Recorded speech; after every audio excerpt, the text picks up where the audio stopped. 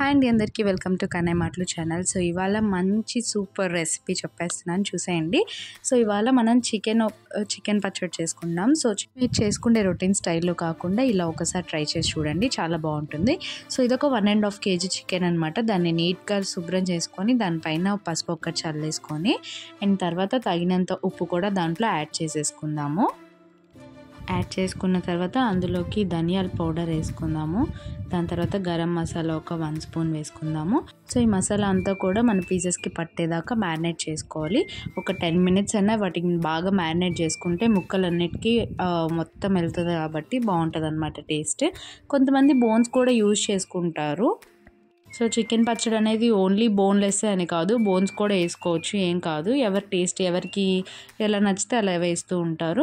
నాకైతే 2 మిక్స్ ఉంటే బాగుంటుంది అనమాట. సో మేము ఇక్కడ చేసింది బోన్లెస్ ఒకటే, కానీ రెండిటికి కూడా బోన్స్ ఉన్న కానీ సేమ్ ప్రాసెస్ అనమాట.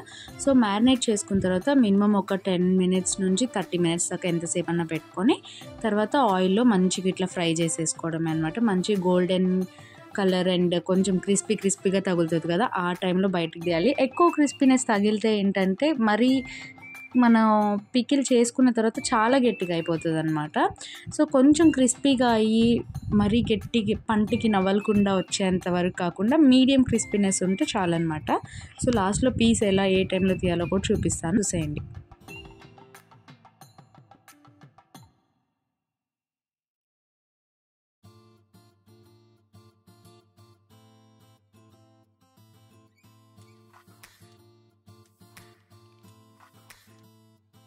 సో చూసారు కదా, మంచి గోల్డెన్ కలర్, ఎక్కువ క్రిస్పీ లేకుండా ఈ టెక్స్చర్ వస్తే చాలన్నమాట. మనం వాటిని తీసేసుకొని పక్కన పెట్టుకోవచ్చు.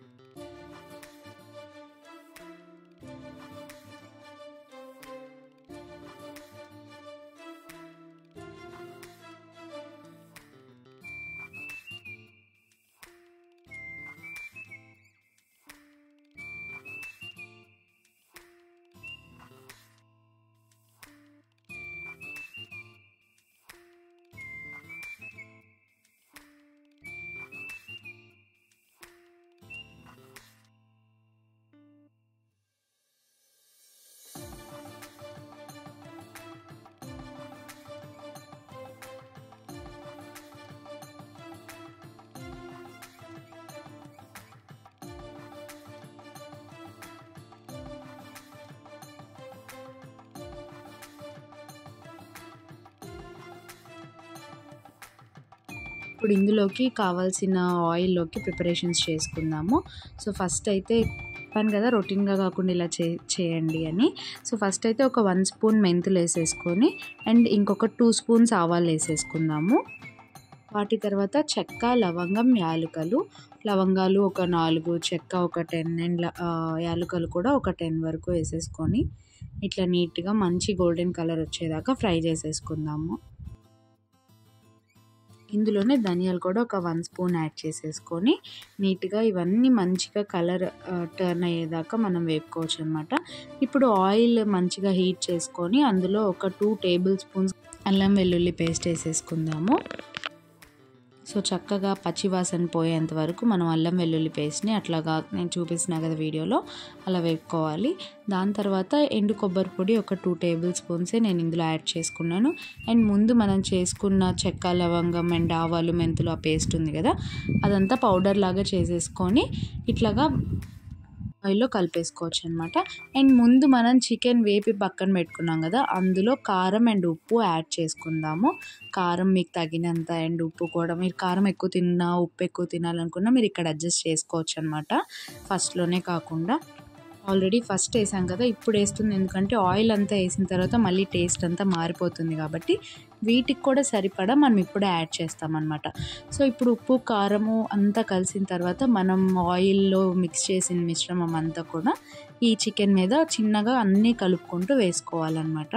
అండ్ ఆయిల్ అలా హీట్గా వేసినప్పుడే వెల్లుల్లి వేసేసుకోవచ్చు, ఎందుకంటే ఆ వేడి మీదే కొంచెం మగ్గుతూ ఉంటుంది కాబట్టి మనం ఇక్కడ వేసేసుకోవచ్చు వెల్లుల్లి.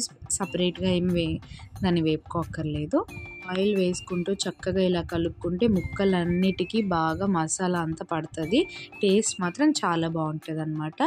అండ్ ఇది అంతా కొంచెం చల్లారిన తర్వాత ఇందులోకి మనం నిమ్మకాయలు ఒక 5 అంటే 1.5 kgకి ఒక 5 ఆర్ 10 లెమన్స్ దాకా మన టేస్ట్కి తగ్గట్టు వేడి మీద వేసామనుకోండి కొంచెం చేదు వస్తుంది అనమాట పచ్చడి. అందుకని చల్లారిన తర్వాతే మనం నిమ్మకాయ జ్యూస్ అనేవి అందులో యాడ్ చేయాలన్నమాట. సో వెల్లుల్లి అంతా వేసుకున్న తర్వాత లాస్ట్లో నిమ్మకాయ యాడ్ చేసుకుంటే తగినంత టేస్ట్ అయితే చాలా బాగుంటుంది. సో ఒకసారి ఇలా ట్రై చేసి ఎలా ఉందో డెఫినెట్గా కామెంట్ బాక్స్లో చెప్పండి. ప్లీజ్ సబ్స్క్రైబ్ టు కన్నయ్య మాటలు channel and please like, share and comment.